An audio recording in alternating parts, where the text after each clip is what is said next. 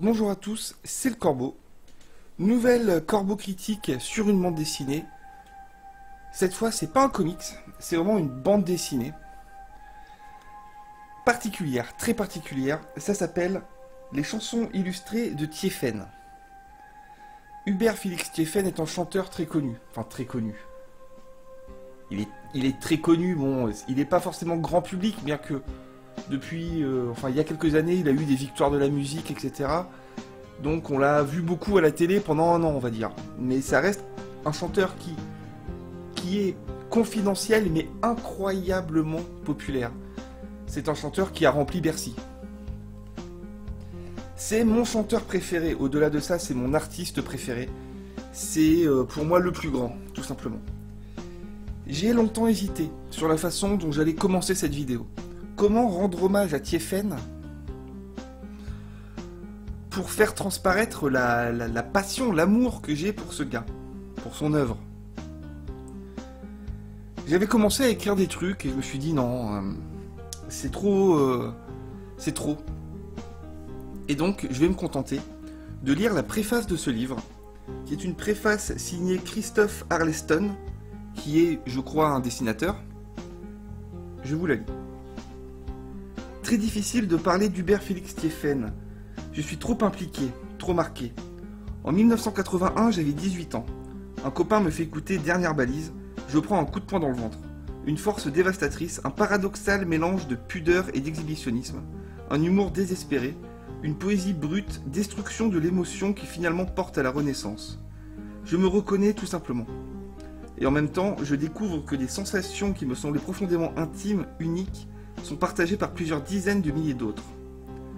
Depuis, je n'ai jamais cessé de vivre avec Thiéphène, et lorsque j'ai réalisé que la même passion était partagée par des gens de générations différentes avec qui je travaille quotidiennement, Mélanine, Nicolas Kéramidas, Nolwenn Le Breton, il m'a semblé évident que ce bouquin devait exister. Maintenant, il est là, dans mes mains, et j'ai un frisson organique dans la colonne vertébrale. Thiéphène, c'est un chanteur qui ne laissera personne indifférent, et qui,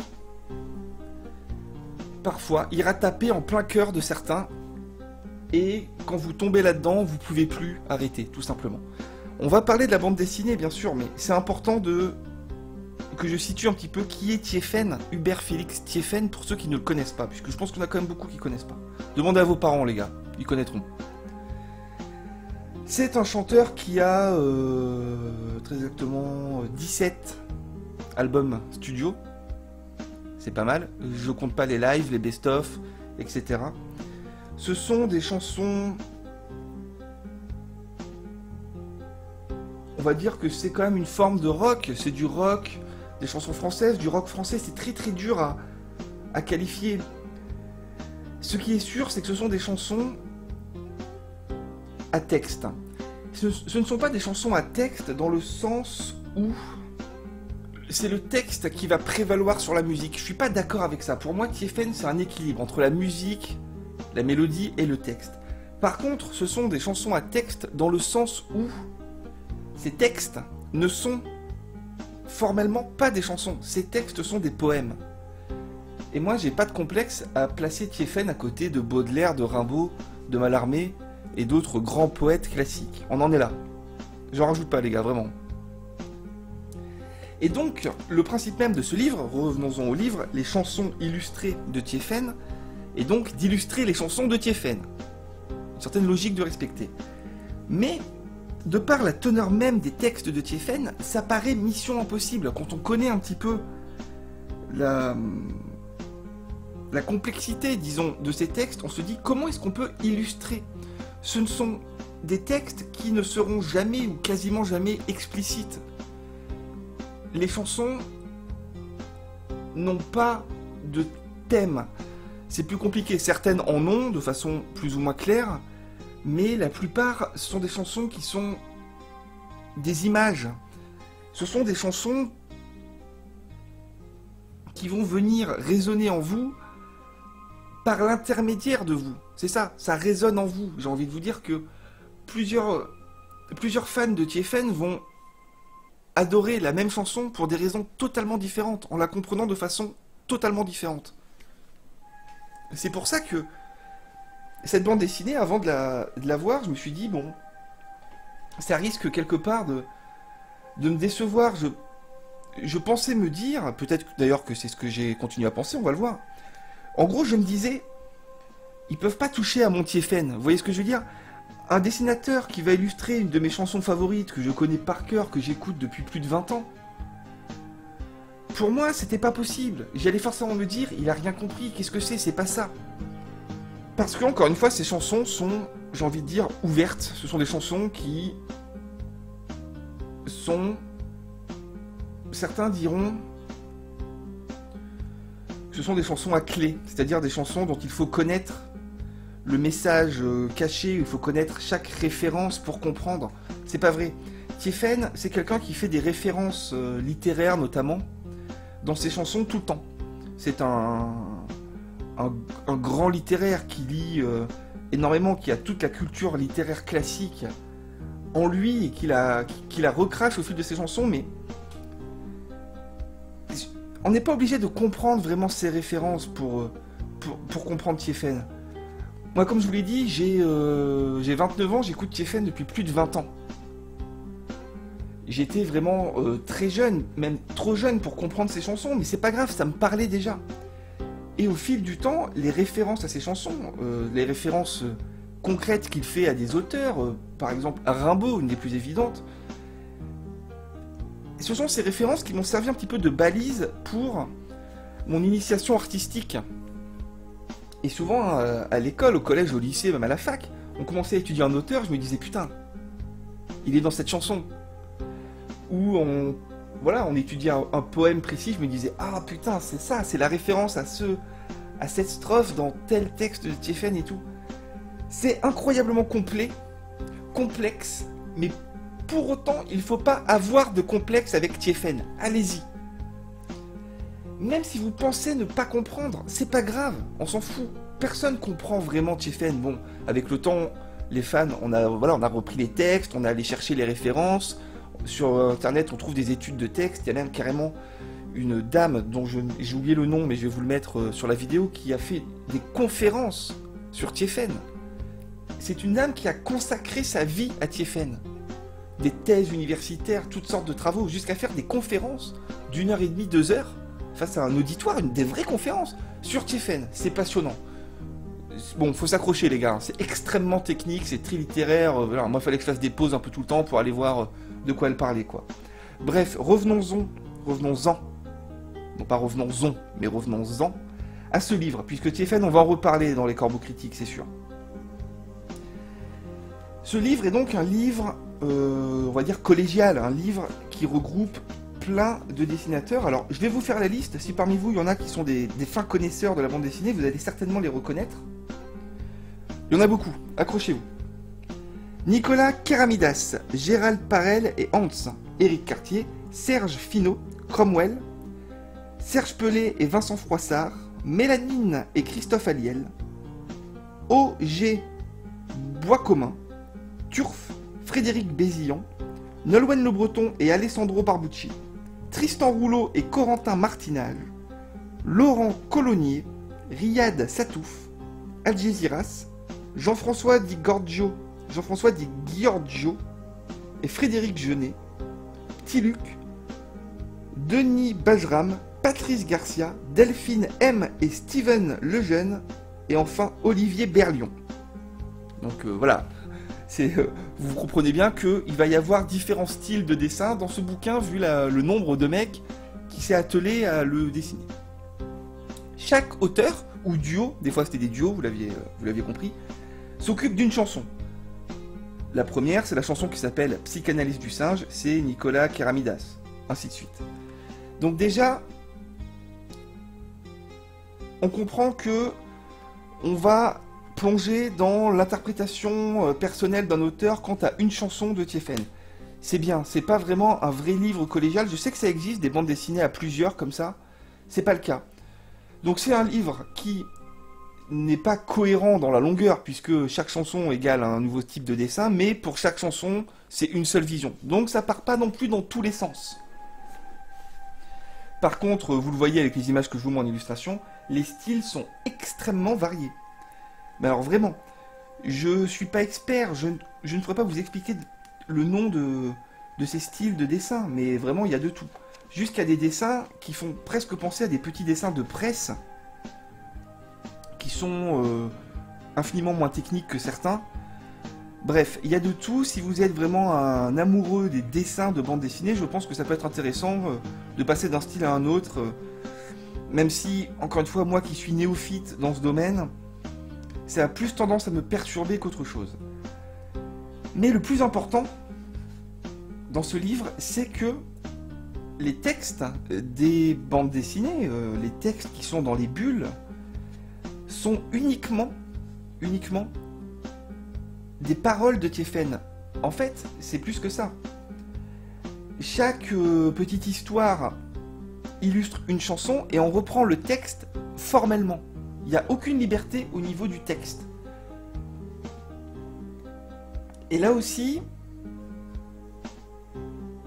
quand on est un fan de Tiefen, bien sûr, on ne lit pas le texte, en fait, on connaît la chanson par cœur, voilà, elle résonne dans notre tête et on regarde les images un peu comme un clip.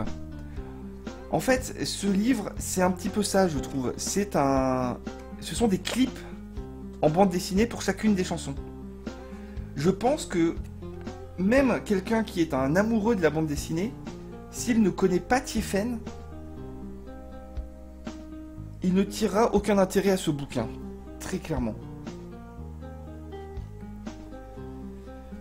Et je dois même vous dire que moi, qui suis, donc vous l'avez compris, un fan inconditionnel d'Hubert Félix Tiefen, au final, ce livre ne me plaît pas. Ne me plaît pas pour les raisons, au final, que je vous ai citées tout à l'heure, parce que j'ai l'impression que, dans beaucoup de cas, ces gens n'ont rien compris.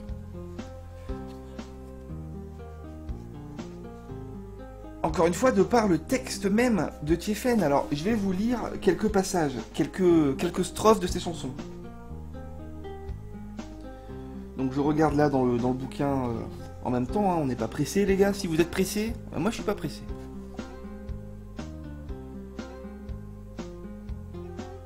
Une strophe d'un grand classique de Tiefen qui s'appelle Alligator 427.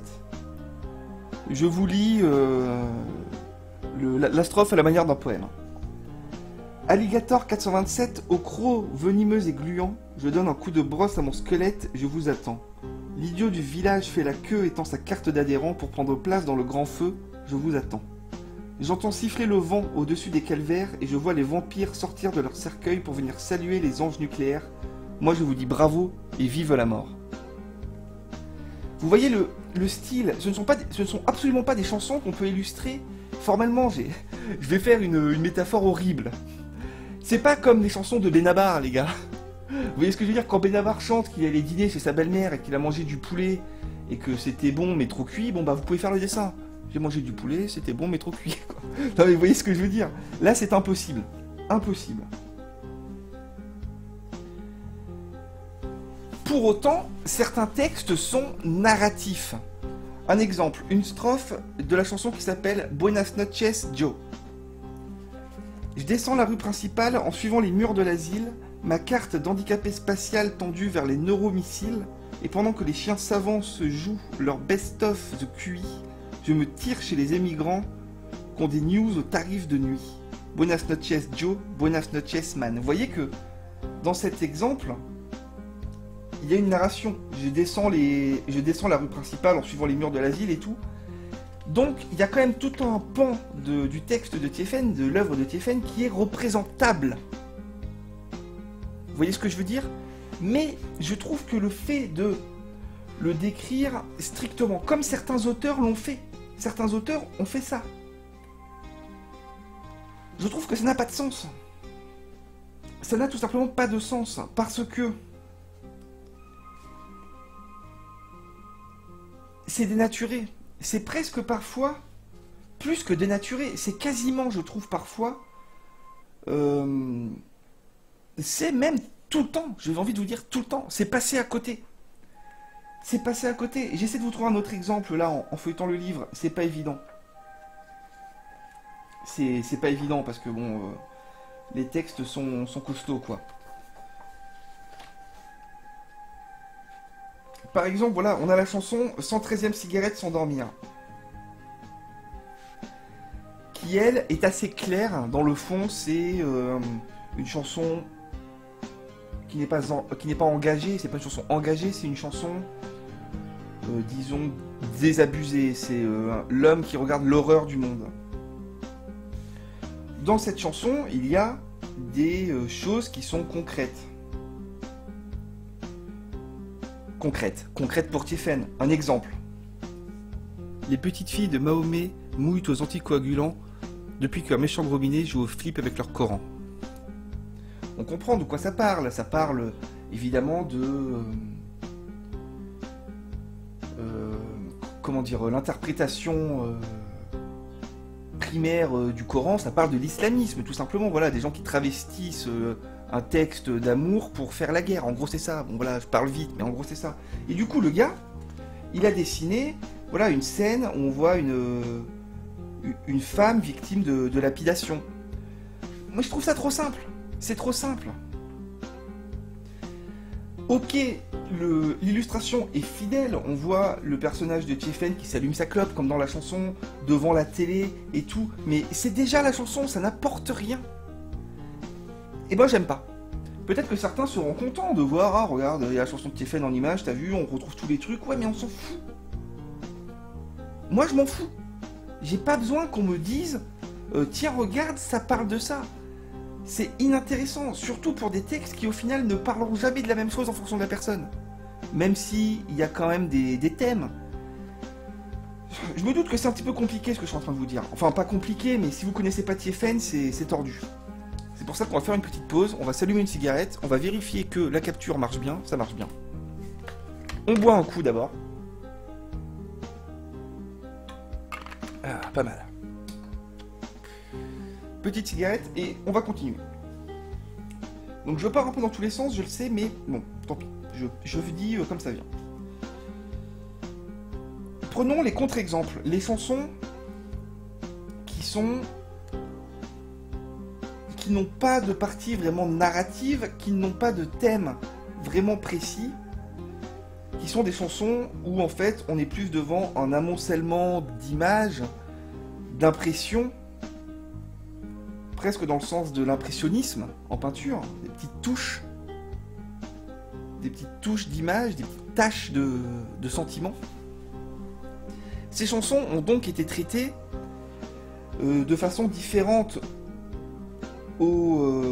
à celles qui ont été traitées de façon purement illustrative, évidemment, vu qu'on ne peut pas le faire avec ces morceaux-là.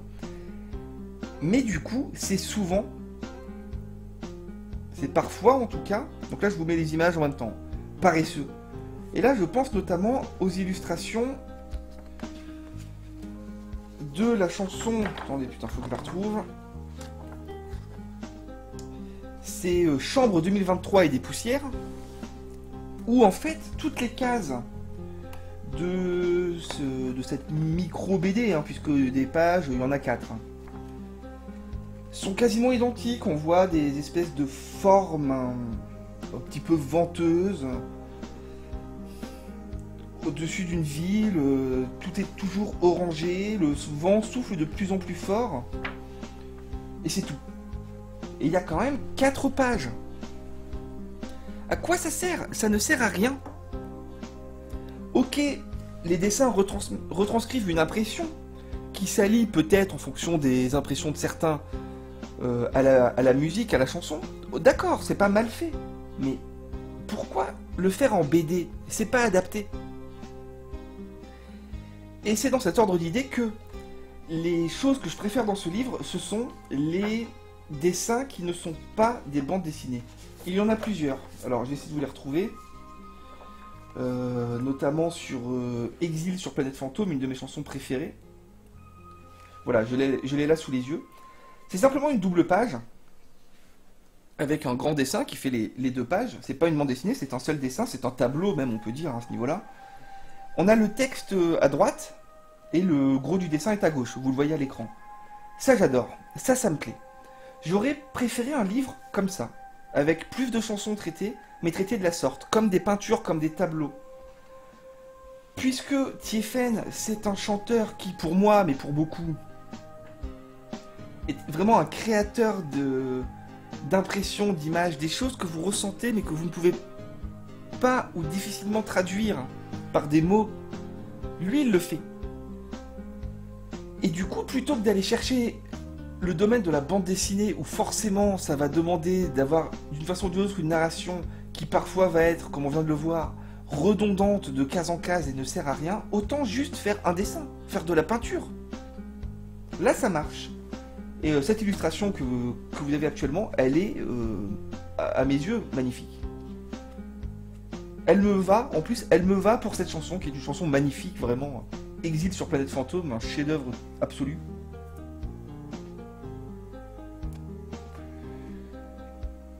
Je vais pas vous en lire... Je vais pas vous en lire, celle-là, c'est pas une chanson vraiment qui se lit, quoi. Donc voilà, je pense que j'ai tout dit. J'aime bien ce livre pour ce qui est des dessins purs, quand c'est une page qui illustre une chanson. J'aime bien ça. Mais parfois, c'est n'importe quoi. Tout simplement. Alors, des exemples précis, il y en a, notamment la chanson qui s'appelle Exercice de simple provocation avec 33 fois le mot coupable. Je sais, les titres sont compliqués. Celui-là est peut-être bien d'ailleurs le plus compliqué de tout TFN. Il y a aussi Tout corps vivant branché sur le secteur étant appelé à s'émouvoir. C'est pas une chanson, c'est le premier album qui s'appelle comme ça. C'est un texte qui est incroyablement long et dense et magnifique. Avec certaines phrases qui pour moi restent dans les annales de TFN. Par exemple, je me sens coupable d'avoir attenté à mon entité vitale en ayant tenté de me pendre avec mon cordon ombilical. C'est vraiment... Cette chanson illustre parfaitement TFN. Souvent les gens disent, pour commencer TFN, écoutez celle-là. Je suis pas forcément d'accord, mais au moins c'est une chanson qui va percuter, systématiquement. Et les illustrations de cette chanson, je ne les comprends pas. Je ne les comprends pas. Pourquoi faire? Pourquoi quand dans la chanson, il parle des lettres de dénonciation pendant la guerre, pourquoi dessiner un mec qui écrit une lettre, puis après un nazi avec un monocle qui la lit? Je veux dire, c'est trop évident, ça ne sert à rien. Bref, on va pas y passer non plus une heure. Il y a quand même des petites BD que j'aime bien, notamment sur la chanson Lorelai et Bastoccia. C'est pas mal. Voilà, sur Les Jardins Sauvages, c'est mignon. Sur Mathématiques Souterraines, c'est cool. Mais franchement, c'est un livre que je n'aime pas. Et pourtant, vous avez compris à quel point j'idolâtre TFN plus que tout. S'il me devait en rester un, ça serait TFN. Donc voilà, je suis content de vous avoir présenté ce bouquin. Si vous êtes un gros fan de TFN, vraiment comme moi, achetez-le. Bien sûr, c'est toujours intéressant, ne serait-ce que pour l'objet, parce que la couverture est magnifique. Clairement, la couverture, elle pète. Hein. Voilà, vous faites comme moi, vous posez ça sur votre bibliothèque, bien en évidence, et bim, vous avez du TFN tout le temps à portée de vue, ça fait plaisir. Mais sinon, ça vaut pas le coup, franchement. Ce n'est pas une bonne porte d'entrée pour l'œuvre de TFN. Absolument pas. Je reparlerai de TFN dans les corbeaux critiques, c'est certain. Je pense que je ferai une grosse vidéo plutôt que de commencer à vouloir analyser chaque album. On n'est pas rendu, hein, il y en a 17. Donc je ferai une grosse vidéo sur TFN, on rentrera vraiment en détail dans son œuvre, donc j'en reparlerai. Mais pour ce qui est de la bande dessinée, les chansons illustrées de TFN, franchement ça vaut pas le coup. Vous êtes un puriste de TFN, achetez-la pour le principe. Si vous voulez découvrir TFN, ça ne sert à rien. Si vous voulez découvrir la BD, c'est encore pire, parce que clairement, c'est nul. C'est nul. C'est pas intéressant, voilà. Bon, on va arrêter. On va arrêter avant que je m'énerve. C'est pas intéressant. Je ne conseille pas cette BD, mais j'étais content de vous avoir parlé de TFN. Je vous dis, amusez-vous bien. Ciao tout le monde.